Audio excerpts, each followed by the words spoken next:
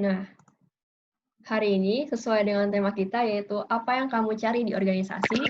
Kita kedatangan pembicara yang mungkin teman-teman juga udah pada kenal karena Kak Dari Aulia Kital atau Bang Darkit ini merupakan Sekretaris Kepresidenan BMKM tahun 2020. Dan Kak Darkit ini juga merupakan Ketua Pelaksana dari MPKMB 56 dan Ketua Divisi Humas MPKMB 55. Nah, Bang Darkit ini juga punya banyak pengalaman sharing tentunya, dan pengalaman kepanitiaan, dan juga menjuarai beberapa penghargaan di bidang akademik, seperti juara 3 esai Nasional FK Unsri tahun 2018, dan merupakan finalis dari MAPRES Departemen Manajemen tahun 2018.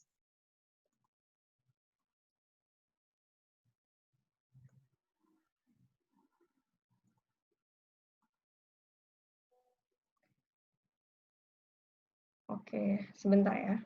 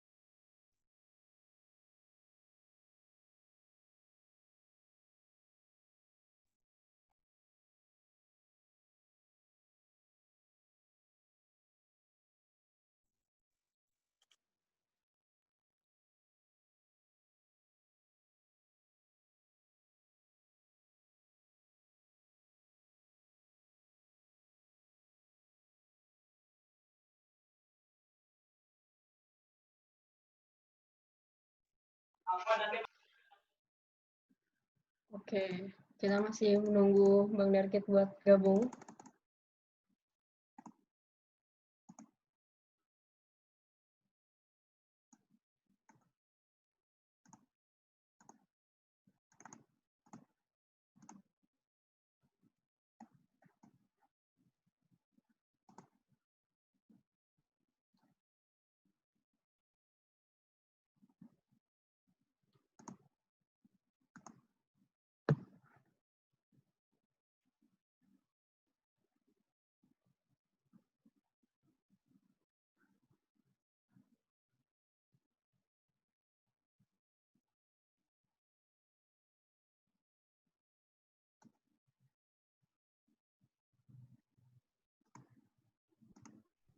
Mungkin bisa ditampilin presensinya lagi ya, host Baur, buat ada yang belum presensi mungkin. Sambil nunggu Bang Darkitnya gabung bareng kita.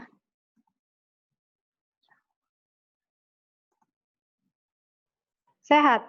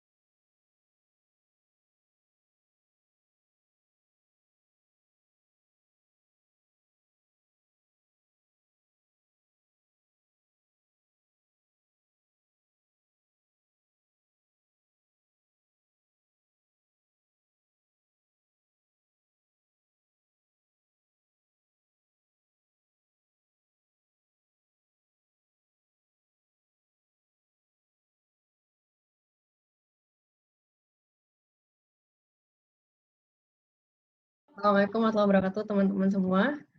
Siang hari ini kita akan mengadakan mentoring online Baur bersama Bang Darkit sebagai pematerinya dengan tema apa yang kamu cari di organisasi.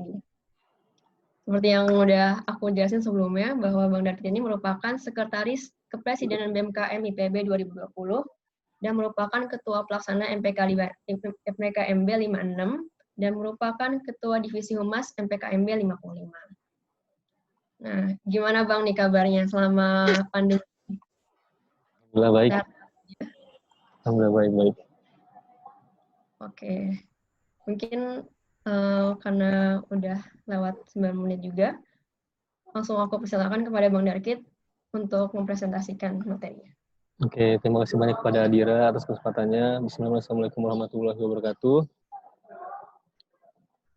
Oke, coba gue izin share screen ya.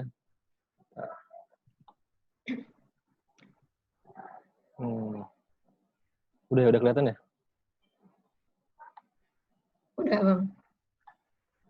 Oke. Jadi gue dihubungin Kamil nih. Kamil kebetulan tuh adik tingkat gue pas SMA. Gitu. Buat ngisi di MPD ITP ya, 56 ya? Ya kan? Tapi di sini gue disclaimer dulu ya. Di sini ini berdasarkan pengalaman gue, berdasarkan istilahnya opini pribadi gue. Jadi kalau misalkan teman-teman itu ada yang berbeda pendapat, berbeda perspektif dan lain-lainnya, itu dipersilahkan banget gitu. Bahkan kalau misalkan ada yang berbeda pendapat, gue suka banget kalau misalkan menyampaikan gitu. Nanti kalau misalkan emang ada yang dirasa kurang cocok segala macam, kita berbagi pandangan aja gitu. Jadi di sini gue mungkin sifatnya sharing gitu, bukan gue yang paling ahli, bukan gue paling tahu, gue bukan paling jago segala macamnya, tapi kita di sini sharing berdasarkan perspektif kita masing-masing. Oke, jadi di sini gue disuruh sharing tentang organisasi. Jadi apa yang kamu cari di organisasi? Coba di sini gue coba jelasin ya. Jadi ini profil singkat gue yang tadi udah dijelasin juga. Sekarang gue lagi di BMKM, Sekretaris Kepresidenan BMKM, dan track record gue ya tadi udah disebutin juga. Terus gue juga alumni beasiswa Rumah Kepemimpinan Angkatan 9. Berarti suara gue kedengeran kan ya? Kedengaran Bang, jelas kok. Oke. Jadi ini menarik banget sih.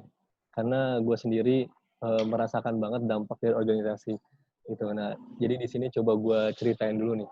Kenapa gue bisa nulis judul tuh organisasi mengubah hidupku. Gitu. Jadi disclaimer dulu, gue adalah tipikal orang yang introvert gitu. Gue tipikal orang yang introvert, gue bisa dikatakan pemalu waktu dulu gitu.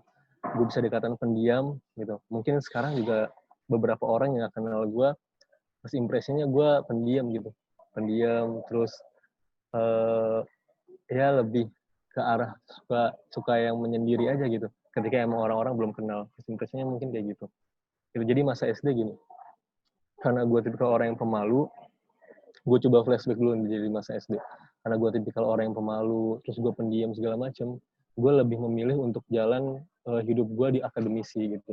Gue lebih memilih untuk gue belajar aja yang bener gitu. Belajar terus, sehingga nanti gue bakal dapet nih SMP yang bagus gitu. Karena kan dulu sistemnya pakai NEM juga ya. Gitu. Jadi fokus gue dari kelas 1 sampai kelas 6 itu gue belajar terus. Kayak gitu. Makanya di kelas 1 sampai kelas 6 gue bisa dikategorikan anak yang cukup ambis gitu. Karena rankingnya selalu 5 besar lah. Kayak gitu.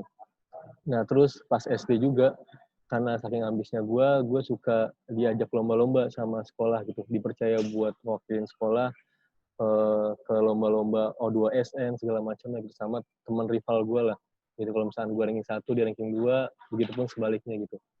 Nah di masa SD ini gitu. Jadi kebiasaan gue sehari-harinya ya paling ketika habis sekolah, selesai sekolah itu gue coba ngulang pelajaran sampai segitunya gitu.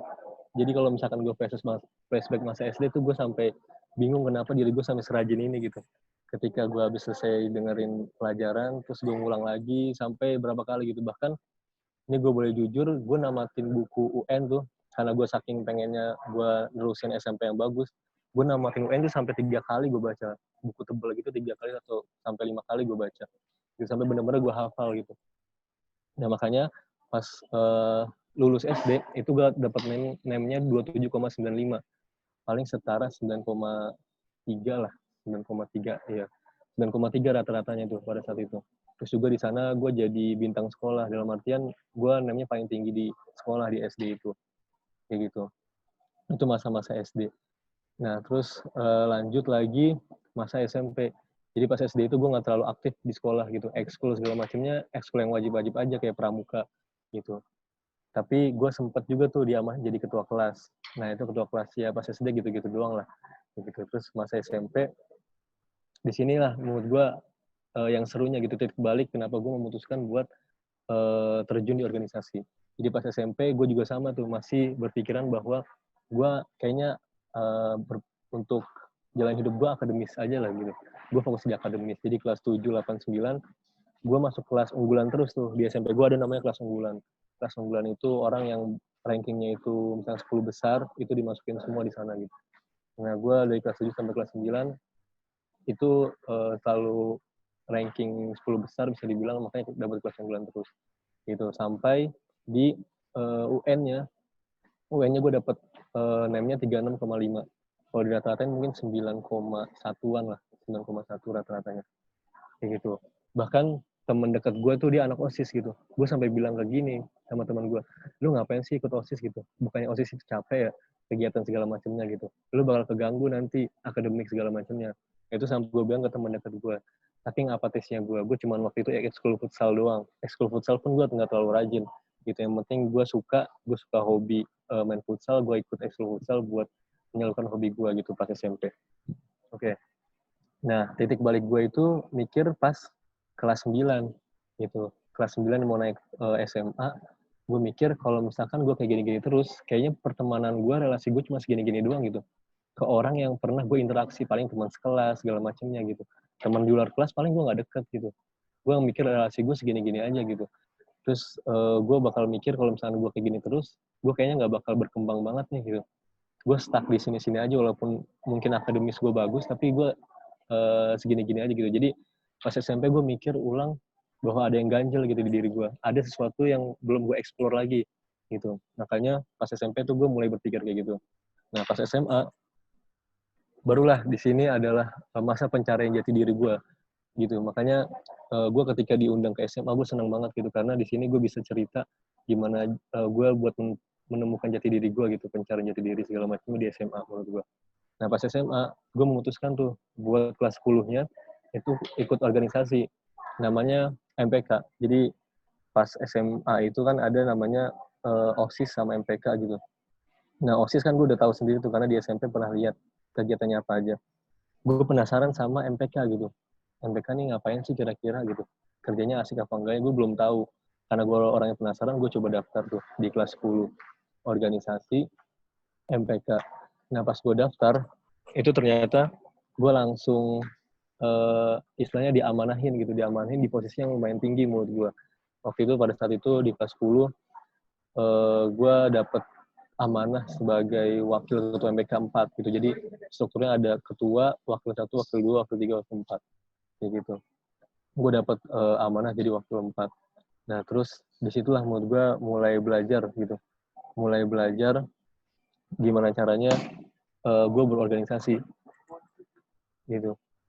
Gimana caranya gue mulai berorganisasi itu di kelas 10 gitu. Kelas 10-nya gue baru pertama kali nyoba terus langsung diamanain tinggi wakil. Menurut gue cukup kaget gitu, gue diri gue sendiri cukup kaget. Gue orang yang sebelumnya nggak pernah organisasi segala macam, di luar zona nyaman gue harus menuntut diri gue untuk adaptasi segala macam. Itu menurut gue cukup melelahkan gitu, cukup melelahkan dan cukup membuat gue harus beradaptasi lebih gitu. Nah makanya di kelas 10 nih gue meniatkan diri buat belajar gitu, belajar ke cutting gue gitu, terutama ke ketua gue ngelihat gimana cara dia memimpin segala macamnya, itu gue coba perhatiin segala macam. Oke, kelas 10 lewat tuh. Nah akademik gue di SMA itu udah mulai bisa dibilang biasa aja lah, nggak jatuh-jatuh amat tapi biasa aja lah, standar di tengah-tengah kayak gitu, di tengah-tengah. Terus gue juga nggak mengulang pelajaran ketika emang di sekolah udah selesai. Gue balik ya karena emang gue pulangnya malam biasanya karena kegiatan segala macam, jadi gue nggak ngulang gitu. Itu baru di SMA.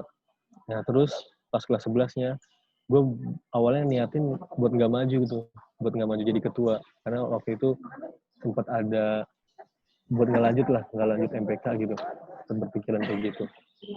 Nah karena mungkin gue ngerasanya kayaknya udah cukup nih gue dapat pelajaran di organisasi gitu. Nah terus tapi teman-teman sama kakak tingkat gue itu nguatin gue gitu buat lanjut. Ya udah pas kelas 11 gue lanjut dan diamannya jadi ketua gitu. Pas dia menjadi ketua itu menurut gue culture shock banget lah menurut gue.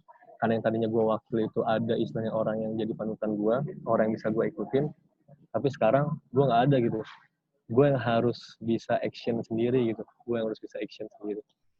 Nah, jadi kelas 11 itu gue benar-benar culture shock, dimana lu suruh mimpin organisasi yang istilahnya lu belum pernah sama sekali, itu di SD, SMP, bahkan SMA lu baru pertama kali nyoba, itu menurut gue hal yang baru banget menurut gue. Makanya gue bisa bilang di SMA menurut gue adalah titik belajar gue banget lah buat di organisasi. Kayak gitu. Nah di organisasi ini gue merasakan bisa dibilang tuh bukan pencapaian bukan pencapaian malah gitu. Tapi di mana di sini menurut gue seni kepemimpinan yang buruk buat gue gitu. Ketika gue jadi ketua pada saat itu, gue baru merasakan kayak gitu sekarang. Gitu. Kalau gue flashback kayaknya SMA gue wah kacau banget nih gue mimpin segala macam gitu. Tapi menurut gue it's okay gitu karena itu pembelajaran gitu. Gue baru pertama kali nyoba terus adaptasi segala macamnya ternyata menurut gue itu masih jelek lah bisa dibilang masih buruk lah terus ini kepemimpinan dan lainnya. Makanya di kelas 12 kan emang udah fokus tuh ke UN segala macam. Makanya di kelas 11 ini adalah titik di mana tuh gue diuji banget lah masalah kepemimpinan segala macamnya. Itu sampai benar-benar stres tuh antara akademis sama organisasi itu benar-benar berasa banget di kelas 11. Gitu di kelas 12-nya nggak organisasi semua dan fokus UN dan SNM gue nggak dapet walaupun gue dapet jatah undangan tapi gue nggak dapet jadi gue lewat SBM PTN alhamdulillah dapet di peringkat ketiga gitu pilihan ketiga manajemen IPB 1-2-nya gue UI gitu terus habis itu masuk ke IPB. Nah disinilah gue merasakan gue butuh di challenge lagi nih karena di kelas 11 sama 10-nya gue organisasi masa ilmu yang gue dapetin tuh nggak gue terusin gitu. Nah makanya di kuliah coba gue terusin organisasi lagi gitu di kuliah. Nah pada saat itu di BPKU kan ada BMPKU pada zaman gue. Itu ada BMPKU, gue coba daftar magangnya dan di magang gue dapet amanah jadi KDP SDM dan di sana lah gue mulai nerapin gimana caranya gue memimpin gitu. Karena gue udah belajar di kelas 11 sama kelas 10. Gitu. Gimana caranya gue memimpin yang baik dan benar seperti apa langsung gue terapin. Gue gak mau ngulangi kesalahan di masa SMA lagi gitu gue mikirnya. Nah disitulah gue benar-benar jor-joran segala macam. Gue ngedevelop diri gue kenceng gitu. Gue ngedevelop diri gue banyak dengan baca buku. Terus gue dengerin podcast segala macam berkaitan dengan bidang yang gue lagi kerjain, PSDM, kepemimpinan segala macam lah. Gue belajar segala macam itu. Nah, sampai KDP SDM itu selesai, magang, terus gue lanjut lagi di BEM PPKU-nya. Jadi KDP SDM lagi diamanahkan sama Asman pada saat itu jadi ketua BEM PPKU. Terus PSDM ini menurut gue proker paling banyak gitu. Departemen yang prokernya paling banyak bisa dibilang di BEM. Itu makanya menurut gue cukup padat segala macam, tapi alhamdulillah setahun itu ngejalanin dan Departemen PSDM itu diamanahkan jadi departemen terbaik gitu di BEM PPKU pada saat itu. Gitu. Itu menurut gue pencapaian lah dari hasil belajar gue pas SMA yang menurut gue gagal gitu. Nah pas di tingkat PPKU juga itu gue nyoba namanya Humas MPKMB gitu.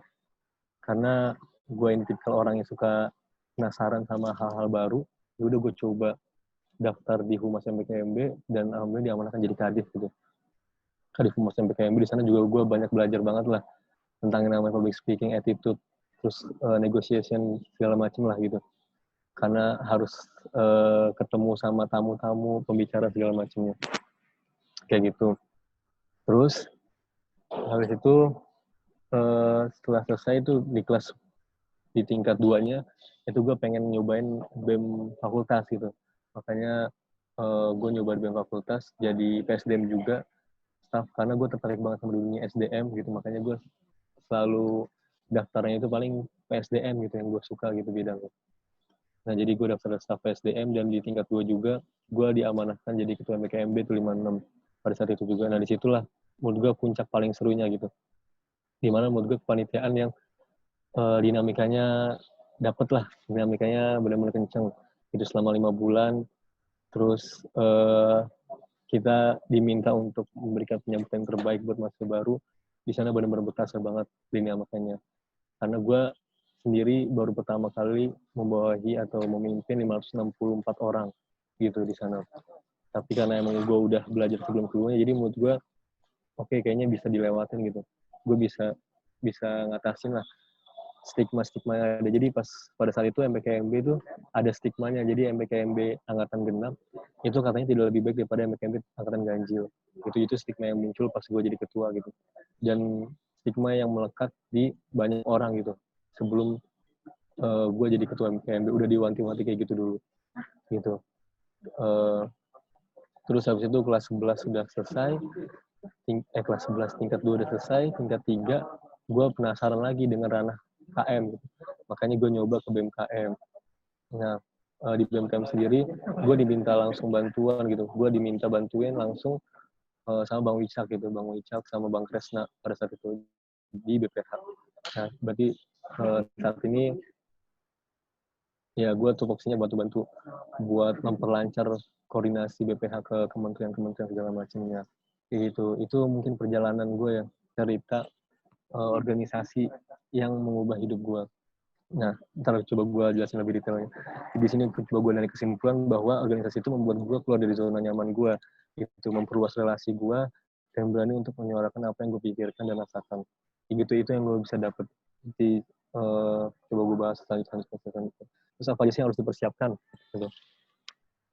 Nah, kalau menurut gue yang harus dipersiapkan itu ketika kita daftar organisasi segala macam itu menurut gue harus clear dengan diri sendiri dulu. Itu dalam artian ketika kita untuk memutuskan mau daftar panitian atau organisasi itu kita mesti clear sama masalah-masalah atau akademik segala macam sama diri kita sendiri. Karena kalau misalnya kita belum selesai sama diri kita sendiri masalah time management segala macamnya, itu menurut gue bakal berantakan nanti ketika kalian menambah amanah lagi. Gitu. Jadi coba pastikan dulu bahwa diri kalian tuh clear dulu gitu. Entah itu masalah akademik segala macamnya, dan kalau misalnya kalian merasa cukup gitu, merasa mampu, ambil amanahnya gitu. Kalau enggak ya udah berarti enggak dulu. Daripada semakin berentetan tuh masalah-masalah yang ada. Gitu, karena menurut gue dinamika organisasi sama kematian seru juga gitu, lumayan menantang. Terus yang kedua, niat untuk berkontribusi. Dalam artian kalau misalkan kalian daftar kepanitiaan atau organisasi niatnya cuma buat tenar gitu, itu nggak bakal lama niatnya gitu. Itu nggak bakal semangat sampai selesai gitu. Malah ketika emang nggak dapet ketenaran itu di organisasi atau kepanitiaannya, itu bakal mudah banget buat hilang, buat ghosting atau buat cabut gitu kepanitiaan organisasi tersebut. Itu banyak banget yang dialami sama teman-teman gue. Gitu. Jadi pastikan dulu niat kalian itu benar gitu, untuk berkontribusi, untuk bermanfaat, untuk apa yang meluangkan waktu kalian untuk kegiatan-kegiatan yang bermanfaat. Gitu, itu niatnya. Jadi balik lagi ke niatnya dulu yang benar, barulah kalian daftar organisasi gitu. Jangan niatnya yang macam-macam, misalkan mau nambah followers atau misalkan mau nyari pasangan gitu segala macam, itu menurut gue bonus lah. Gitu kalau saya emang dapet. Gitu. Terus habis itu prinsip Pareto. Nah, prinsip Pareto ini kan di mana 80/20, di mana 20% itu mempengaruhi banget ke 80%-nya. Dalam artian gini, kalau misalkan kalian itu daftar organisasi atau kepanitiaan, kalau misalkan diibaratkan ada 100 orang gitu yang daftar kepanitiaan atau organisasi itu, 20 orang itu teman dekat kalian, itu kalian bakal lebih senang gitu. Walaupun cuma 20 orang, atau bahkan ketika ada 10 orang yang daftar, 2 orang itu teman kalian, teman dekat, kalian bakal semangat banget di sana gitu. Jadi prinsip Pareto ini menurut gue pengaruh juga gitu. Dimana kita daftar kepanitiaan atau kegiatan, kita ngelihat tuh di kepanitiaan atau kegiatan itu ada teman kita gitu. Kita bakal lebih terdorong atau lebih semangat gitu ketika kita daftar dibandingkan nggak sama sekali kayak gitu. Ini makanya prinsip Pareto. Bisa dilihat juga nih, kira-kira teman gue atau gue ajak teman gue daftar nih kepanitiaan atau organisasi, itu bisa juga gitu.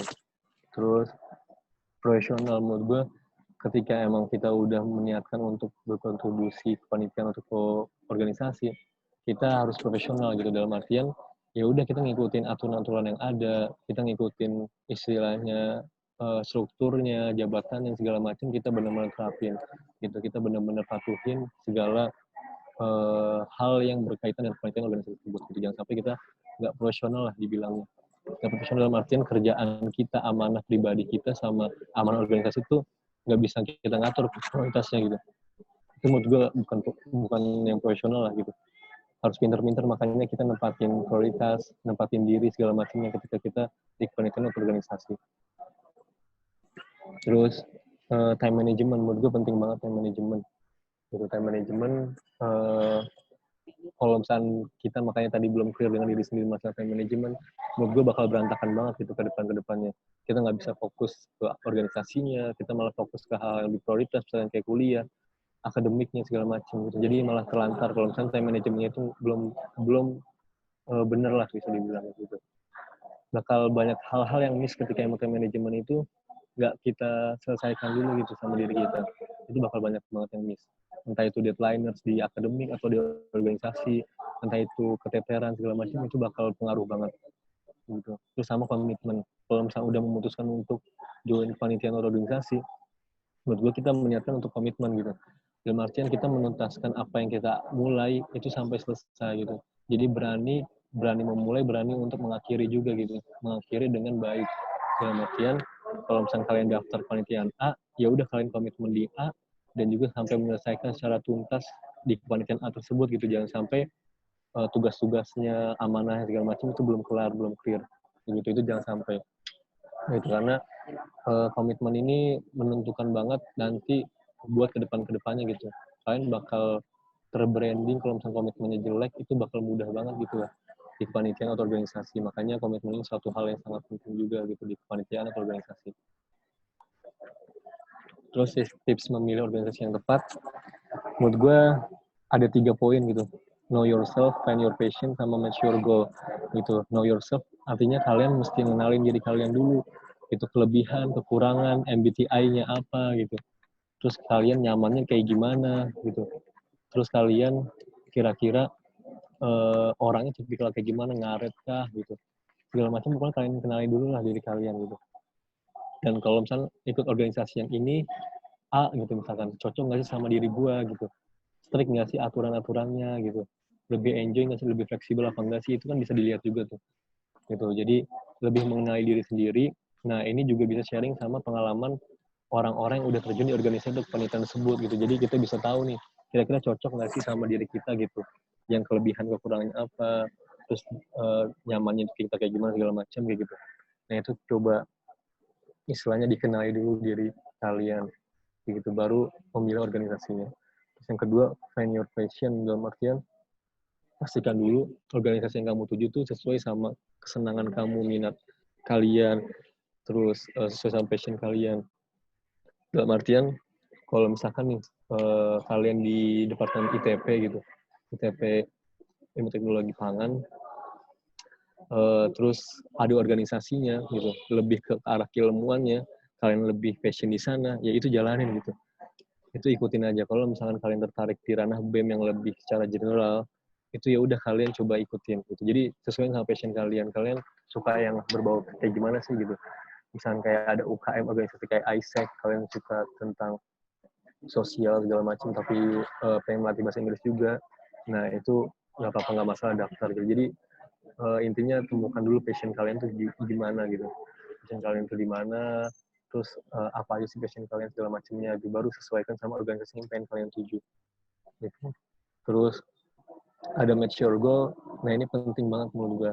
Jadi ketika kalian misalnya ambil contoh, kalian pengen kalian mahasiswa ITP gitu, mahasiswa ITP, terus goal kalian tuh pengen jadi dosen misalkan. Nah ya udah berarti kan fokusnya adalah ke arah akademik gitu. Fokusnya kalian bisa mempertajam ilmu kalian gitu di ITP gitu. Itu contoh gitu. Misalkan dari departemen ITP kalian mau jadi peneliti gitu, berarti kalian harus matengin banget tuh ilmunya. Kalian mau jadi politisi gitu, berarti nggak harus tajam ilmunya, tapi soft skill di organisasi segala macamnya diasah segala macam. Pokoknya hal-hal kayak gitu tuh kalian mesti cari goal kalian tuh apa gitu, terus sesuaikan sama organisasi yang kalian tuju. Jangan goals kalian pengen jadi dosen misalkan, pengen jadi peneliti tapi kalian ngambil BEM, istilahnya kan menurut gue itu sedikit nggak relevan. Dalam artian tuh keilmuan kalian mungkin nggak tertajam gitu, nggak diasah banget, tapi kalian pengen jadi peneliti atau dosen gitu, itu menurut gue mungkin aja, cuman berat gitu. Jadi misalnya gue ambil contoh nih, temen gue di ITS itu teknik metalurgi gitu, tapi dia ngambil organisasi di BEM gitu, BEM fakultas gitu. Nah itu kan emang general banget gitu, ngurus hal-hal general. Nah terus dia curhat ke gue, kayaknya gue di teknik metalurgi keteteran banget nih gitu, gue nggak bisa fokus banget di keilmuan gue segala macamnya gitu. Nah itu contoh apa ya, goalsnya itu dia mungkin agak melenceng gitu, makanya dia nggak dapat banget di keilmuannya. Tapi kalau misalnya emang pengen matangin di keilmuannya, berarti misalnya kayak himpunan segala macam itu boleh banget gitu, terjun di organisasi di sana gitu. Pokoknya sesuaikan aja sama goalsnya kalian. Terus dampak positif organisasi apa aja sih gitu. Yang pertama gue ngerasain banget relasi semakin luas gitu. Dan artian ini gue berasa banget bedanya ketika gue di SD, SMP, yang relasi gue mungkin cuma teman-teman kelas gue, tapi ketika emang di organisasi atau kepanitiaan, gue sangat semakin luas organisasinya gitu, semakin kenal gue dengan banyak orang gitu, karena kan kita berinteraksi dengan berbeda kelas gitu, misalnya berbeda kelas, berbeda ya rata-rata berbeda kelas gitu. Gue jadi tahu teman-teman kelas yang lain segala macamnya gitu ketika di organisasi gitu.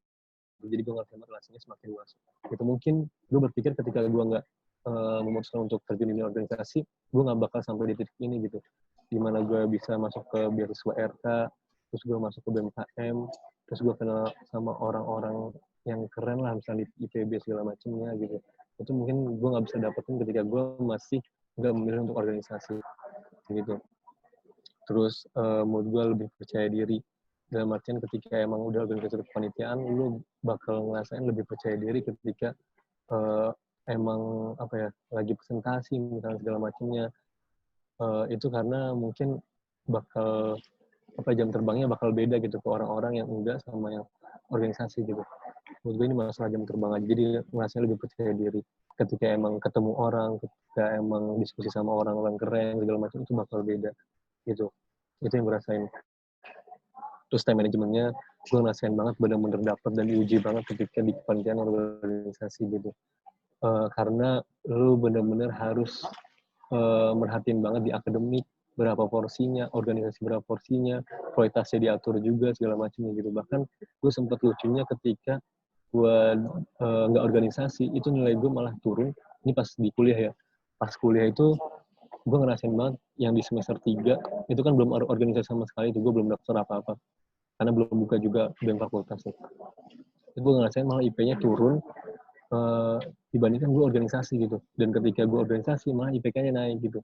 Ini lucu banget gitu. Yang menurut gue ini pengaruh juga ke time management. Mungkin kalau misal dari gue, ketika emang kita lebih banyak waktu luang, itu lebih banyak juga kesempatan kita untuk nggak menggunakan waktu itu dengan sebaik-baiknya gitu. Makanya mungkin lebih banyak gabutnya, lebih banyak mainnya segala macam gitu. Gue ngerasain kayak gitu sih. Pas time management ini benar-benar terasa banget ketika organisasi gitu. Terus lebih mengenal diri sendiri gitu. Ketika kita ikut organisasi itu, menurut gue lebih mengenal diri sendiri dalam artian, oh gue jadi tahu nih, gue bakal mau kemana sih gitu selanjutnya. Gue lebih suka bidang apa sih gitu. Gue lebih suka ketemu sama orang seperti apa sih, bekerja sama orang kayak gimana sih gitu. Nah ini menurut gue di organisasi gitu. Lebih mengenal diri dalam artian gue lebih nyaman ketika gue berinteraksi sama orang kayak gimana ya gitu. Itu menurut gue di organisasi dapat banget kayak gitu. Terus berpikir kritis dalam artian tuh karena memang di organisasi atau kepanitiaan lu dituntut mungkin masalah-masalah yang bertubi-tubi, daya kritis lu semakin terasah dengan sendirinya gitu, dibandingkan mungkin yang nggak memikirkan masalah-masalah yang lumayan kompleks gitu. Makanya berpikir kritis, lebih banyak diskusi segala macam, itu juga melatih daya kritis kayak gitu. Itu benar-benar gue dapetin banget gitu di organisasi. Bentar. Mati sih. Mati ya? Iya, Bang. Bentar. Kalau mau dibantu sama panitia. Boleh. Mungkin dari host Baur bisa tolong Nah, presentasi. coba lagi ya. Oke. Terus berpikir kritis, terus public speaking. Nah, public speaking menurut gue juga sangat-sangat diasah gitu, dalam artian gue pas SD SMP itu tadi tipikalnya pemalu, pendiam, tapi ternyata juga bisa loh gitu. Ketika lu dituntut buat ngomong di depan banyak orang gitu. Ketika lu dituntut buat mimpin forum, mimpin diskusi segala macam gitu. Ini benar-benar keasah banget ketika memang ada kesempatan gitu. Dan kesempatan yang lu dapat itu harus terus lu asah. Dalam artian lu nggak bakal bisa sempurna di percobaan awal-awal. Gitu. Makanya setiap lu dapat kesempatan, ya udah lu usahakan yang terbaik supaya jam terbang lu banyak, dan juga lu bisa mengasah kemampuan lu di setiap kesempatan yang ada. Kayak gitu, menurut gue public speaking ini diasah banget gitu di organisasi. Terus seni memahami orang, bener banget sih menurut gue, ketika emang organisasi kan berarti kita kerja sama orang lain dong gitu. Nah makanya ini memahami orangnya bener-bener dapat banget lah. Gue lebih bisa membaca karakter orang atau analis sifat orang tuh ketika di organisasi gitu, karena mungkin ketemu banyak orang ya, jadi lebih bisa memahami sifat-sifat orang, orang itu lagi marah gimana, orang itu lagi kesel gimana, caranya gimana buat nggak bikin kesel atau marahnya, itu benar-benar terasa banget gitu di sana, di organisasi gitu. Terus teamwork gitu, teamwork dalam arti kerja sama orang tuh gue benar-benar berasa banget lah gitu. Nanti ini bakal berguna banget soalnya ketika memang di dunia kerja gitu. Teamwork nih menurut gue salah satu soft skill yang penting juga gitu yang harus kita miliki. Itu makanya ini benar-benar keasah banget di organisasi. Lu nggak bisa ego sendiri atas keputusan lu, tapi lu juga mesti mempertimbangkan teman-teman lu juga kayak gitu. Nah ini yang gue coba dapetin nih dari sumbernya itu World Economic Forum. Jadi ada 10 skill yang harus dimiliki. Gitu. Yang pertama complex problem solving. Gimana caranya lu memecahkan dari suatu permasalahan itu dari suatu masalah yang kompleks gitu. Misalkan ini bakal terjadi banget dan harus diasah banget sih. Dan artian kalau misalnya ada permasalahan yang benar-benar kompleks, mungkin semakin lu banyak terima masalah, semakin level lu naik gitu. Level lu naik, diri lu naik dalam memecahkan masalahnya. Gitu. Jadi nanti pasti bakal banyak banget gitu permasalahan dalam hidup kita yang kompleks atau enggaknya gitu. Nah, gimana caranya kita menyelesaikannya? Itu complex problem solving. Terus critical thinking, ya tadi gimana caranya kita berpikir kritis. Misalkan kita dikasih topik diskusi, terus atau enggak misalkan ini di era sekarang banyak banget hoax segala macam kan. Nah, itu gimana caranya kita menangkal hoax itu segala macam, itu perlu daya kritis lah. Misalkan yang lagi beredar sekarang konspirasi, itu kan juga kita berpikir kritisnya, emang ini benar nggak sih gitu, logis apa enggaknya sih gitu. Tapi kalau misalnya nggak ada yang punya kemampuan ini kan berarti tinggal nerima aja apa informasi yang dia dapat gitu. Kalau misalkan dia nggak punya skill critical thinking. Terus creativity contohnya di era sekarang tuh banyak banget startup kan. Contohnya adalah misalnya ojek pada zaman dulu tuh dianggapnya biasa aja lah. Sekarang ojek online tuh dianggapnya sebagai suatu hal yang bisa mendukung kebutuhan kita gitu, kayak ngebantuin misalkan kita bertransportasi, terus beli makan segala macam, itu kayak dibantu banget gitu. Itu berdasarkan creativity. People management, gimana cara kita manage orang-orang gitu, manage tim segala macam, itu di people management gitu. Itu benar-benar berasa banget di organisasi lah. Terus coordination with others, koordinasi kita sama orang-orang tim kita itu mesti yang seperti apa sih gitu baiknya. Itu benar-benar dapat banget lah di organisasi menurut gue. Emotional intelligence, gimana caranya kita istilahnya mengatur gitu, mengelola emosi kita. Itu jangan sampai kita gampang marah, kita gampang emosian, kita gampang baper kok teman kerja kita. Itu menurut gue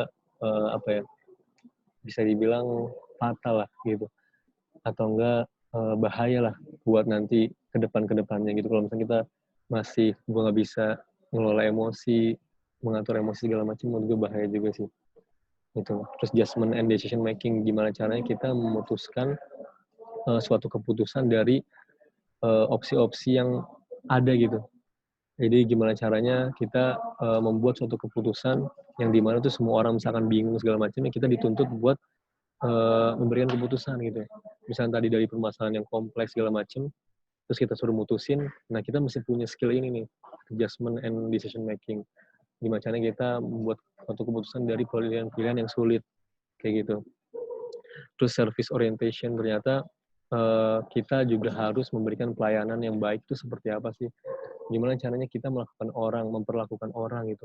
Ketika kita negosiasi misalkan, ketika kita berinteraksi sama orang, itu namanya service orientation.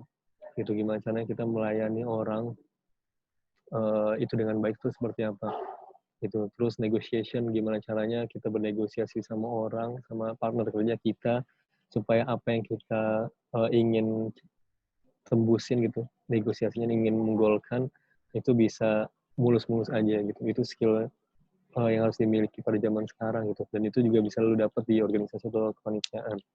Terus cognitive flexibility. Ini dalam artian bisa dibilang seberapa fleksibel sih kita gitu, seberapa gampang adaptasi kita di lingkungan-lingkungan yang baru gitu.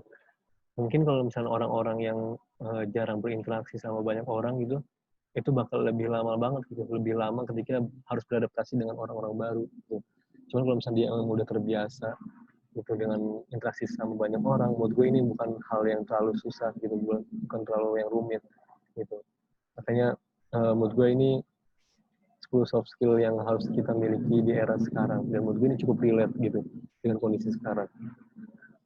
Terus apa sih yang gue cari sebenarnya di organisasi gitu? Yang pertama, menurut gue manfaat gitu. Jadi gue masih megang prinsip bahwa baik-baik manusia adalah yang bermanfaat bagi yang lain. Ini menurut gue prinsip yang masih gue pegang banget gitu. Dimana gue punya waktu yang menurut gue bisa gue tuangin untuk hal yang bermanfaat, kenapa enggak gitu. Kenapa harus gue istilahnya memanfaatkan waktu itu sendirian doang untuk hal-hal yang menyenangkan gue. Gitu, gue lebih memilih pengen meluangkan waktu untuk hal-hal yang bermanfaat. Kayak gitu. Terus yang kedua, pengalaman. Di sini gue dapat banget banyak pengalaman di luar bangku kuliah gitu, di dalam kelas gitu. Karena yang pernah gue dengar dari teman gue gitu, kenapa IPK itu cuma 4? Karena mungkin 96-nya itu lu bisa cari di luar kelas gitu. Kenapa nggak IPK itu 100? Gitu. Karena mungkin yang tadi gue bilang sisanya lu bisa cari itu di luar kelas gitu. Nah, cuma lu dapet di dalam kelas. Dan menurut gue ini cukup relate gitu.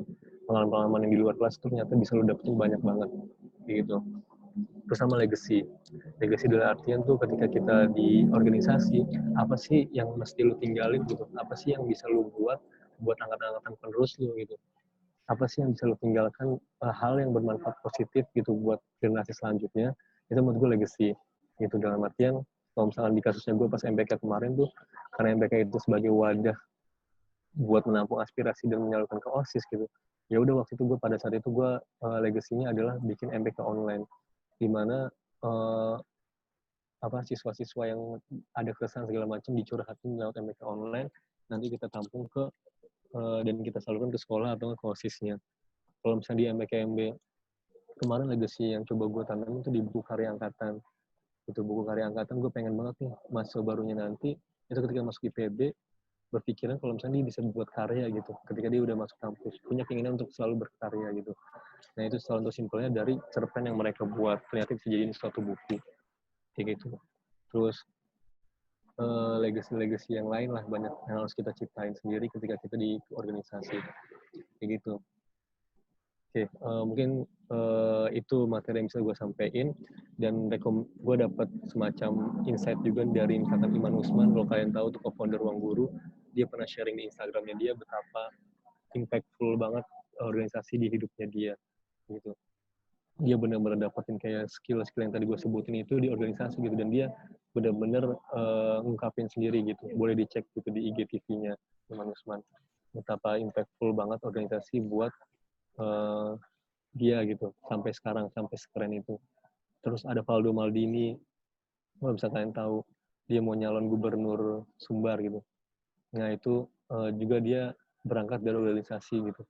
Ya pokoknya banyak lah orang-orang yang mungkin kalian kenal itu beranjaknya juga dari organisasi gitu. Bukan orang-orang yang cuma mentingin egonya pribadi.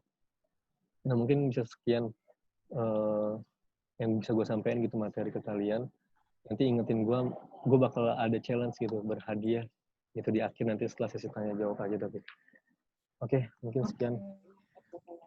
Terima kasih Bu Darkit buat pemaparan materinya. Iya, sama-sama. Mungkin selanjutnya kita akan langsung ke sesi tanya jawab nih Bang. Oke, boleh. Ada pertanyaan di kolom komentar dari Kania ITP, Kania atau Kania. Oke. Dari Kania, gimana caranya untuk ngebangun bonding antara anggota karena di organisasi bukan hanya butuh keahlian di pekerjaan aja, tapi hubungan antar anggotanya juga harus baik. Oke. Boleh dijawab, Bang? Oke, menarik banget.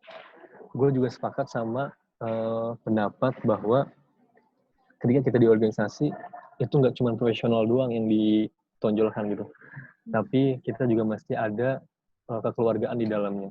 Karena yang gue rasakan ketika kekeluargaan itu udah dapat di sebuah organisasi, itu nuntut pekerjaan itu nggak masalah gitu. Atau bahkan lu untuk menuntut profesional itu nggak masalah ketika emang engagement-nya kekeluarganya udah dapet gitu. Nah, makanya gimana cara ngebangun bonding, menurut gue di awal-awal itu adalah fase internalisasi. Jadi ada fase-fasenya itu dalam organisasi menurut gue. Jadi ada fase internalisasi dulu, di mana kita saling mengenal satu sama lain, saling istilahnya seru-seruan, sampai dapat kekeluargaannya, barulah lu bisa fase profesional gitu, fase kerja gitu. Fase buat nyelesain amanahnya dengan serius gitu. Jadi mungkin yang gue bisa kasih share adalah ketika di awal-awal nih, ya udah lu bener-bener ngagendain untuk hal-hal yang internalisasi, contohnya kayak upgrading, contohnya kayak misalkan mengenal satu sama lain gitu. Pokoknya harus banyak interaksi sehingga lu sering ketemuan, lu sering berinteraksi sama dia, itu bakal timbul sendiri gitu rasa kekeluargaannya. Jangan sampai di awal-awal tuh langsung ngegas buat proker gitu. Menurut gue nggak bagus juga sih gitu. Jadi ada fase-fasenya sendiri gitu dalam organisasi. Internalisasi itu pasti di awal bakal diadain sama semua organisasi gitu. Tinggal caranya aja beda-beda. Gimana caranya buat nge-engage rasa kekeluargaannya. Itu sih paling. Oke. Kalau dari Bang Darkit sendiri, di kayak masa pandemi ini kan jarang ya interaksi sama orang. Itu gimana biar tetap engagement-nya ada gitu? Oke. Jadi ini menarik banget nih. Kalau misalnya kalian lagi megang amanah di jadi kadep atau kadif gitu. Menurut gue cara yang paling tepat di masa pandemi ini yang online, itu dengan cara kita interaksi via telepon. Kalau gue lebih sering via telepon gitu. Jadi karena gue jauh nih sama teman-teman gue iseng aja gitu. Kayak ngagendain buat gue nelfon orang. Terus itu bakal ngalir sendiri gitu, ya bakal curhat satu sama yang sendiri. Bahkan bisa sampai 1-4 jam gitu. Gue pernah sampai 4 jam sama teman gue ngobrol dan emang asik gitu. Karena emang kita nggak pernah ketemu kan, karena di kondisi yang kayak gini. Gitu. Jadi mungkin yang bisa dilakuin sekarang ya itu entah itu chattingan, tapi kalau misalnya chattingan mungkin bosen, ya udah teleponan gitu, lebih enak, lebih ngalir lah gitu. Atau nggak misalnya video call, itu bisa juga gitu. Pokoknya harus ada interaksi lah dari kita ke orang-orang yang lagi kita ajak di tim lah, partner kayak gitu. Oke. Makasih Bang jawabannya. Selanjutnya Sama-sama. ada pertanyaan dari Sofyan. Kak, gimana caranya menggerakkan anggota untuk mengerjakan proker atau tugas organisasi? Karena dulu ketika saya menjadi kadif di SMA, rasanya susah sekali menggerakkan anggota divisi. Ada nggak tips dan trik buat menggerakkan dan menyemangati anggota supaya kerja? Gimana, Kak? Oke. Kalau menurut gue ya, ketika memang kekeluargaan itu didapat di awal, itu harusnya yang kayak gini-gini tuh clear gitu. Kita udah nggak curiga, nggak takut lagi gitu pekerjaan dia nggak selesai segala macam. Nah kalau misalnya nggak clear, kita coba cari tahu via personal gitu, apalagi kita kadif gitu. Misalkan nih, gue ngeliat anggota gue itu nggak nyelesain amanahnya gitu, nggak nyelesain tugasnya, gue pasti selalu deep talk sama dia. Misalnya lu ada masalah apa, lu lagi ada kendala apa segala macamnya gitu. Kalau misalnya emang dia nggak mau cerita di awal, sampai-sampai misalkan amanah atau proker lu itu nggak lu kerjain. Jadi selain kita mesti cari tahu dulu kenapa dia sampai nggak mau ngerjain proker atau nggak mau nyelesain amanahnya gitu. Entah itu ada kendala pribadi segala macam, kan kita mesti tahu juga. Nah barulah kalau misalnya kita tahu permasalahannya, baru kita cari solusinya. Karena menurut gue seorang kadif, seorang pimpinan divisi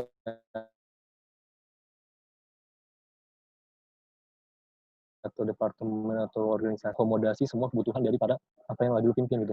Tadi misalkan dia lagi tidak ada masalah segala macam, udah berarti tugas lo adalah mencari solusinya gitu dari permasalahan anggota-anggota lo gitu. Jangan sampai lu cuma menuntut pekerjaan tapi lu nggak tahu apa yang lagi dia rasain Itu menurut gue parah banget gitu.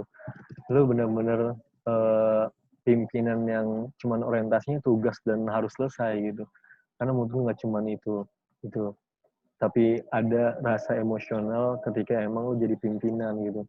Harus bisa engage, harus bisa ngerti satu sama lain, harus bisa mengakomodasi semua kebutuhan mereka. Kalau menurut gue gitu sih. Oke, Bang. Makasih jawabannya. Ini, kalau misalnya cakupannya lebih luas gimana, Bang? Apakah tetap personal satu orang atau melalui orang lain aja buat meng-approach orang itu? Lebih luas tuh maksudnya gimana?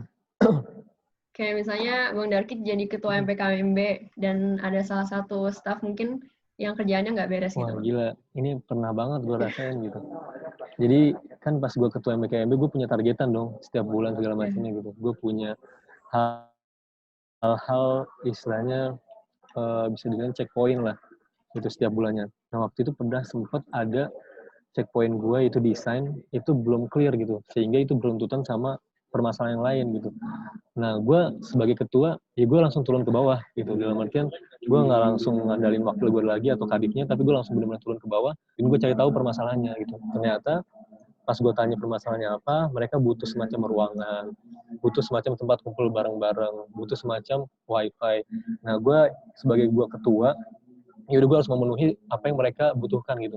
Gue harus mengakomodasi kebutuhannya mereka. Makanya pada saat itu ya udah gue karena bisa di direktorat yang itu ada AC-nya sama wifi-nya, dan mereka nginep di sana gitu. Jadi menurut gue nggak masalah gitu ketika emang lu jabatannya tinggi, itu lu turun ke bawah itu nggak masalah gitu. Jangan sampai tadi karena emang lu jabatan tinggi tapi lu gengsi buat turun ke bawah, itu menurut gue salah sih. Gue pun ketika emang ada permasalahan yang benar-benar harus urgent gue clearin, ya gue turun ke bawah gitu. Gue benar-benar sampai ibaratkan di MKB kemarin tuh, gue sampai nemenin mereka sampai subuh gitu kalau nggak salah, buat ngedesain supaya clear gitu. Itu menurut gue nggak masalah. Itu nggak ada wakil gue, nggak ada kadipnya, dan gue sendiri yang nemenin mereka sampai clear kayak gitu. Itu boleh-boleh aja gitu. Kalau itu dalam prinsip gue ya, jabatan itu menurut gue bukan suatu hal yang ada gapnya gitu sama anggota kita. Walaupun kita jadi ketua, tapi anggotanya adalah tanggung jawab kita juga gitu. Jadi menurut gue gap itu bisa mungkin harus dihilangin gitu kalau bagi gue sendiri. Ini cukup relevan juga sama pertanyaan Kemal nih, Kak. Apa beban terberat Kakak menjadi ketua MPKMB 56, apalagi PR MPKMB belum selesai walaupun kegiatannya sudah selesai? Oke. Apa beban terberatnya? Kalau beban terberat menurut gue gimana caranya kita bisa memenuhi ekspektasi publik sih. Itu menurut gue berat banget gitu, karena itu di luar kendali kita. Dalam artian gini, waktu pas ada stigma MPKMB itu lebih baik tahun ganjil daripada tahun genap, itu menurut gue juga beban menurut gue. Dan beban terberatnya itu gimana caranya gue bisa menghilangkan perspektif itu, stigma itu menurut gue beban juga gitu. Kalau misalkan PR MPKMB belum selesai walaupun kegiatan udah selesai, nah itu menurut gue resiko gitu. Dalam artian misalkan nih PR yang belum selesai itu walaupun kegiatan udah selesai, misalnya LPJ, SPJ, itu menurut gue kan setelah kegiatan selesai itu. Nah tapi gue langsung istilahnya bilang ke BPH gue ada tugas-tugas atau PR yang belum selesai, dan gue benar-benar langsung follow up gitu. Dalam artian walaupun kegiatan udah selesai tapi PR yang masih belum selesai, udah sebisa mungkin itu benar-benar harus di-clearin gitu sampai tuntas. Dan itu lu kasih pemahaman juga ke circle lu, inner circle lu, misalnya kayak BPH segala macamnya, BPH divisi gitu. Itu menurut gue penting banget kita sosialisasiin PR kita yang belum clear supaya satu frekuensi gitu, satu suku. Kayak gitu sih paling. Selanjutnya ada pertanyaan dari Kamil, Bang. Dalam konteks organisasi, pernah nggak ngerasa nggak pantas untuk mengemban suatu amanah, minim support, dan ngerasa pengen ngelepasin amanah itu? Terus gimana menanggapinya, Bang? Dalam konteks organisasi, pernah ngerasa nggak pantas untuk mengemban suatu amanah, minim support, ngerasa amanah itu? Oke. Pernah sih. Pas SMA, pas gue jadi ketua MPK menurut gue ya. Itu gue merasanya karena emang gue hal baru juga buat gue belum pernah organisasi sebelumnya, itu menurut gue gak pantas buat gue gitu. Ada orang yang lebih pantas gitu. Terus minim support, bisa dibilang lah minim support gitu. Terus ngerasa pengen ngelepas, ya pengen juga begitu ngelepas, karena memang nggak nggak sanggup gitu, atau nggak cocok lah, atau nggak ada orang yang lebih cocok gitu daripada gue. Nah, gimana menanggapinya? Menurut gue ketika emang itu diamanahkan ke kita, gue pernah dapat ini sih, kalimat kalau misalnya amanah itu nggak bakal salah pundak gitu. Dan itu yang gue tanemin di prinsip gue gitu, di mindset gue. Kalau misalkan ketika emang gue diamanin di awal, ya mau gimana pun, minim support atau enggaknya pun, gue harus clearin dulu gitu. Itu menurut gue tantangan buat gue. Kalau misalnya lu bisa clearin itu dengan kondisi yang separah itu, lu bakal, menurut gue bakal next level gitu. Lu bakal terupgrade dari lu ke jenjang yang istilahnya lebih tinggi gitu, ketika lu berhasil ngelewatin masa-masa itu. Karena menurut gue setiap orang bakal ngerasain juga gitu. Misalnya aja contohnya Presiden Jokowi gitu, kan susah juga gitu ngebuat semua orang 260 juta penduduk itu suka sama dia kan. Pasti ada aja gitu yang nggak suka, pasti ada aja nggak support segala macam gitu. Ya tapi dia mungkin berpikir kalau misalnya dia udah diamanin sama banyak orang, ya udah dia kelarin gitu sampai benar-benar tuntas dengan maksimal gitu. Kayak gitu sih. Jadi baik lagi ke mindset diri kita masing-masing. Kalau misalnya emang kita minimum support, terus pengen lepas, istilahnya ngejaga orang-orang yang support aja. Kan minim support berarti nggak ada sama sekali orang, maksudnya minim support itu berarti ada orang walaupun dikit yang support kita dong gitu. Nah udah lu ngejaga circle itu supaya tetap menjadi penyemangat lu gitu. Jangan sampai circle yang sedikit itu malah lu lepas, atau lu malah ngejauhin kayak gitu. Yang minim support ya udah berarti yang support aja, istilahnya kita curhat ke mereka kalau misalnya ada masalah segala macam, kita diskusi sama mereka gitu. Pokoknya jangan sampai amanah yang udah diambil di awal itu nggak diselesaikan secara tuntas di akhir. Gitu sih paling. Oke, makasih Bang. Nah, tadi berkaitan sama pertanyaannya Kamil nih Bang. Berarti sebagai ketua itu kan pasti banyak dong ekspektasi dari internal maupun eksternal. Dan kadang-kadang ekspektasinya itu bahkan melebihi kemampuan kita sendiri. Nah, gimana sih cara Bang Darkit dalam kayak menjawab ekspektasi itu? Oke. Sebenarnya ekspektasi orang-orang itu ke kita ya mungkin tinggi gitu kan ya. Mungkin tinggi. Terus menurut gue gini sih, gue mikirnya ekspektasi orang itu di luar kendali kita gitu, di luar kendali gue. Misalnya gue ambil contoh di ketua MKMB gitu, ekspektasi orang-orang itu di luar kendali gue tuh. Gue nggak bisa ngatur ekspektasi orang kayak gimana gitu. Gue nggak bisa ngebuat semua orang atas keputusan gue itu seneng gitu. Gue nggak bisa ngebuat juga. Tapi yang gue tekanin ke tim gue adalah gimana caranya kita benar-benar nuntasin amanah ini dengan benar-benar maksimal gitu. Dalam artian misalkan nih, ada kadif gue itu yang di underestimate sama orang gitu, mungkin karena orang-orang lihatnya dia itu biasa aja, dan orang calon yang lain itu lebih powerful gitu, lebih tinggi ekspektasinya, lebih banyak diharapin lah dia yang naik gitu. Tapi gue bilang ke kadif itu, ya udah kalau misalnya ekspektasi orang itu kayak gitu ke lu nggak usah terlalu pikirin gitu, itu jadi beban pikiran lu kalau lu memikirkan hal-hal yang di luar kendali lu gitu. Tapi lu bener-bener ngusahain apa yang lu bisa gitu, lu tunjukin ke mereka kalau misalkan di hasil akhirnya nanti pilihan orang ke gua tuh bener loh gitu. Jadi sebenarnya ekspektasi orang-orang itu bakal terjawab ketika kita udah benar-benar memaksimalkan amanah yang udah kita emban gitu. Kayak misalkan gua jadi ketua MKMB dengan ekspektasi orang berat banget gitu, stigma MKMB-nya, ibaratnya gini, MKMB 55 udah bagus banget gitu, udah mencetak rekor segala macam, udah terekspos sampai TV gitu, tak ngeliput. Nah itu kan sebagai beban juga tuh buat gue, gimana cara ekspektasinya setara atau nggak lebih tinggi. Nah itu ya udah gue nyampein ke tim gue, ya udah lu maksimalin aja di setiap amanah lu, inovasinya segala macam itu benar-benar dikerahin, dan kita buktiin nanti gitu di akhir. Jangan menjadikan stigma yang melekat di tahun genap itu sebagai beban pikiran gitu. Menurut gue cukup salah mindsetnya ketika kita terlalu overthinking sama hal-hal yang di luar kendali kita. Fokus aja ke hal yang emang lagi diamankan ke kita gitu dengan maksimal. Jadi pemikiran kita nggak terpecah belah sama hal-hal yang di luar kendali kita. Kayak gitu sih paling. Oke, Bisa baik banget Bang. Ya.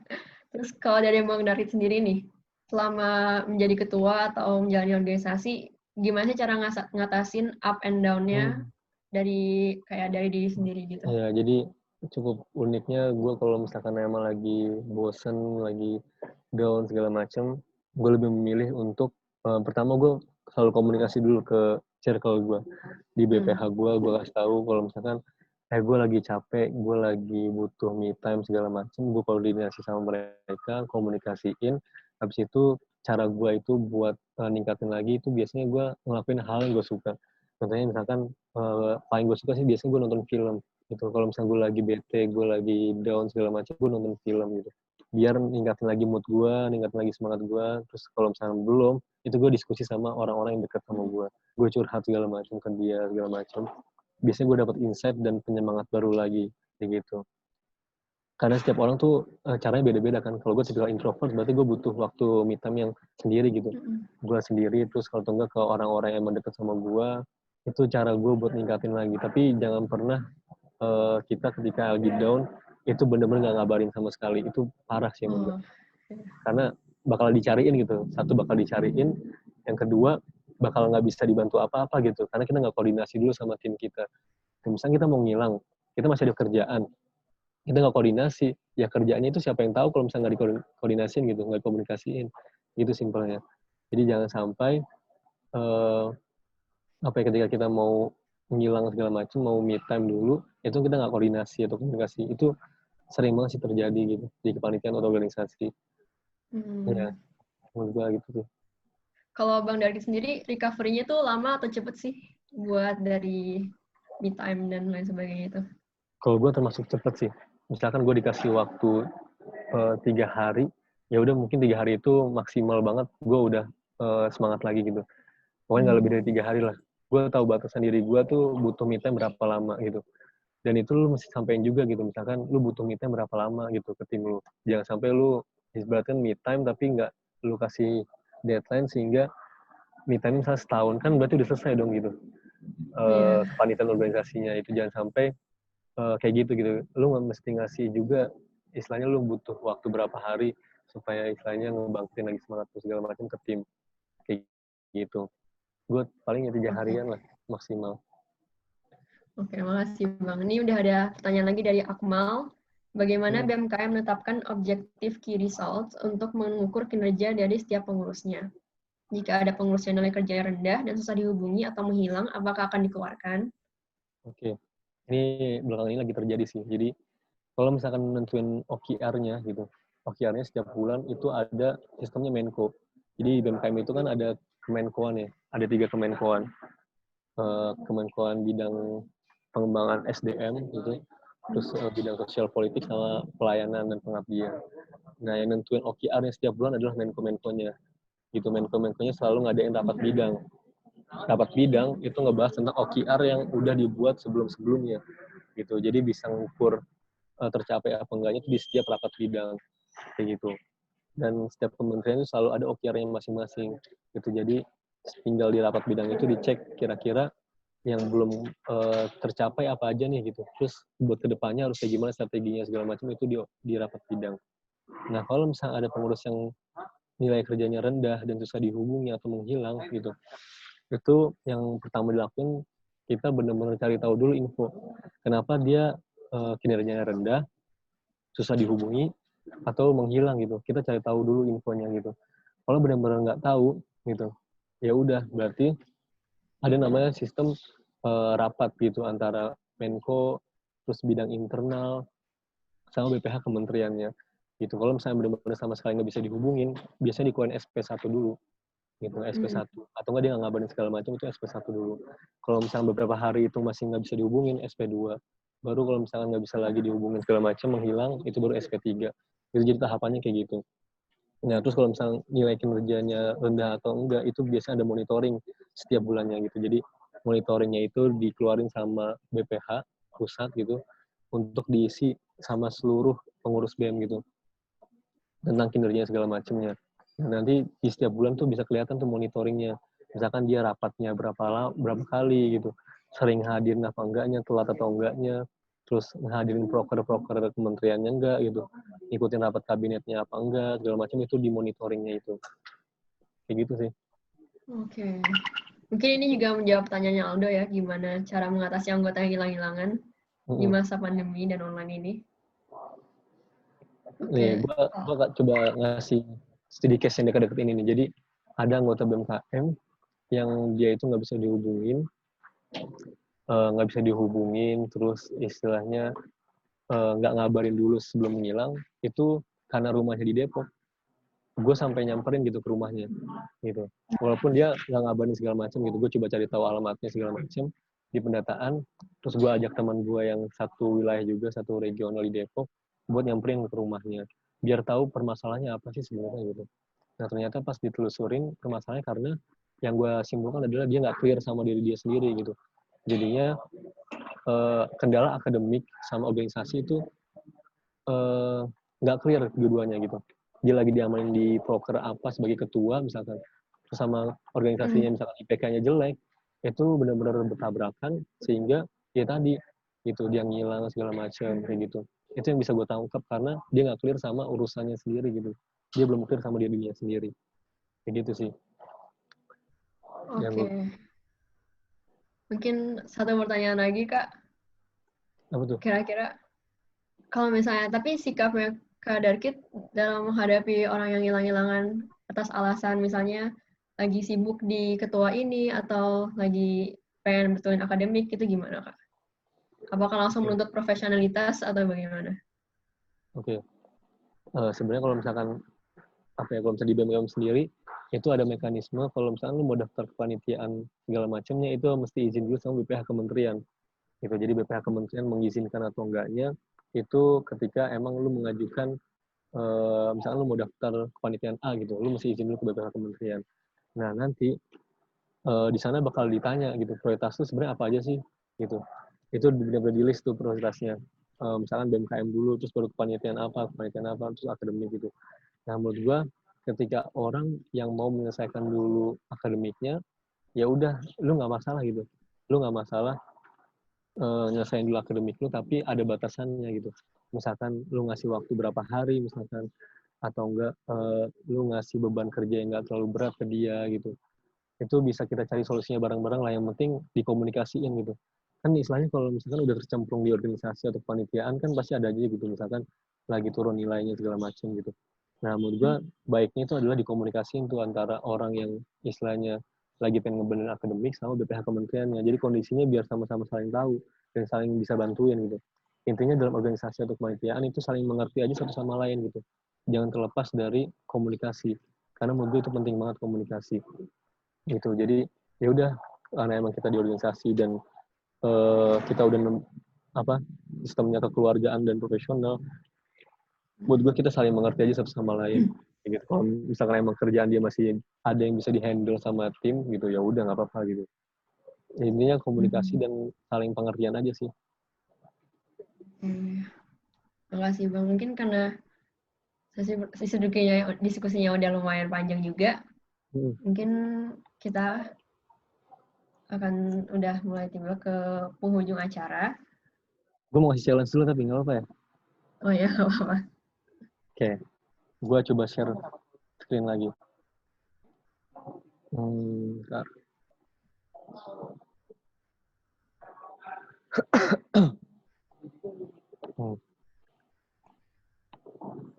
Oke.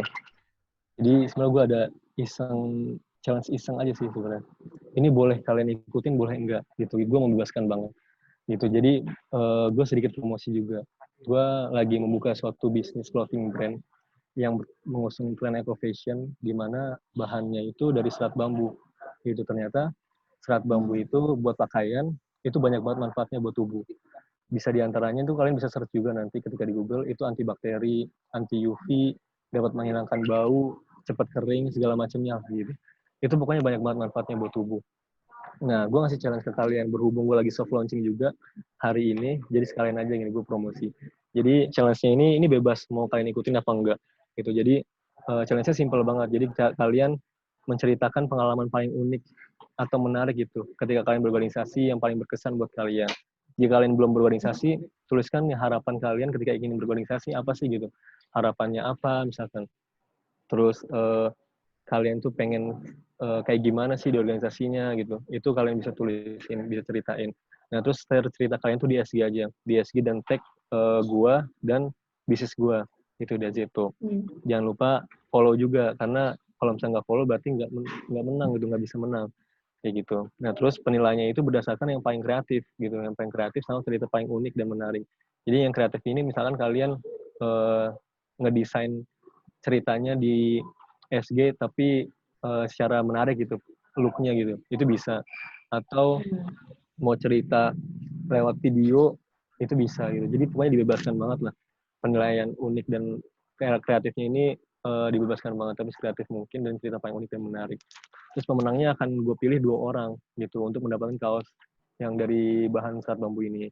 Kaos desainnya kayak gitu, yang hitam sama yang navy. Gitu nanti pemenangnya bakal gue umumin besok dan gue bakal kasih namanya tuh ke panitia.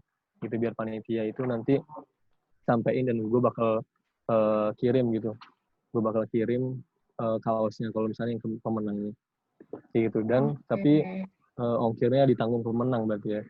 Gitu simpelnya. Itu aja Oke, sih paling makasih Bang. challenge-nya. Ini terbuka untuk umum kan ya? Terbuka untuk ITP Semuanya. aja. Apa panitia Oh, mau ITP. ikut? Oh, boleh juga kalau panitia. Gak masalah sih. Gue sangat terbuka aja kalau misalnya ITP mau ikut dan panitianya mau ikut juga gak masalah. Terbuka buat umum tapi buat ITP aja kali ya. Oh, oke, oke. Siap, Bang. Gitu. Selanjutnya, kita sudah ada di akhir penghujung acara ya. Saya akan membacakan kesimpulan dan review dari pemaparannya Bang Darkit. Organisasi sangat berpengaruh pada soft skill, kepemimpinan, jam terbang dalam menyelesaikan masalah, dan cara membangun relasi. Niat, tekad dari diri sendiri akan sangat berpengaruh pada time management dan cara kita menentukan prioritas. Tips memilih organisasi yang tepat menurut Bang Darkit adalah harus mengenali diri sendiri terlebih dahulu, find your passion, match your goal, dan harus punya tujuan yang jelas agar kita semangat dalam menjalani organisasi. Terima kasih kepada Bang Darkit karena telah meluangkan waktunya untuk memberikan pemaparan materi pada sesi mentoring online baru pada hari ini. Oke. Mungkin setelah ini kita akan foto bersama. Bisa dinyalakan kameranya kepada seluruh peserta.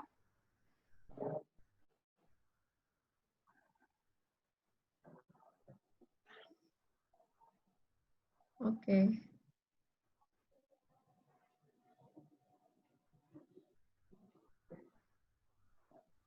Kepada host Baur, boleh tolong di screenshot ya.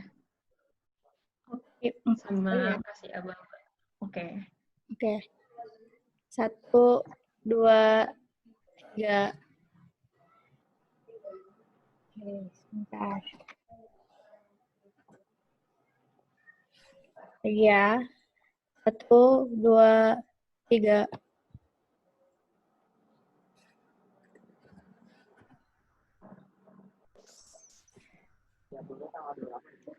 Dua, 3.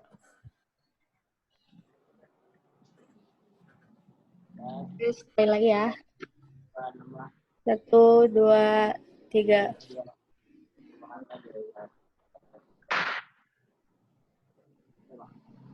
Udah. Oke, makasih Sofi. Makasih juga kepada Bang Darkit sekali Ya, lagi. semangat terus ya berproses. Ya, Saya buat makasih juga Bang. nih. Oh, udah. Kita pamit ya.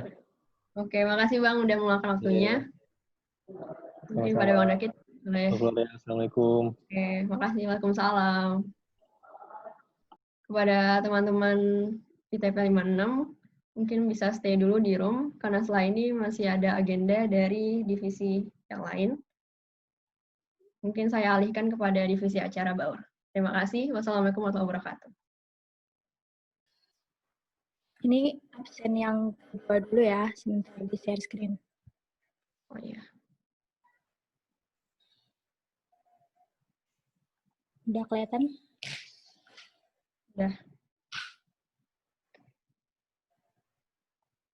Oke, bagi teman-teman yang belum absen, boleh presensi kembali.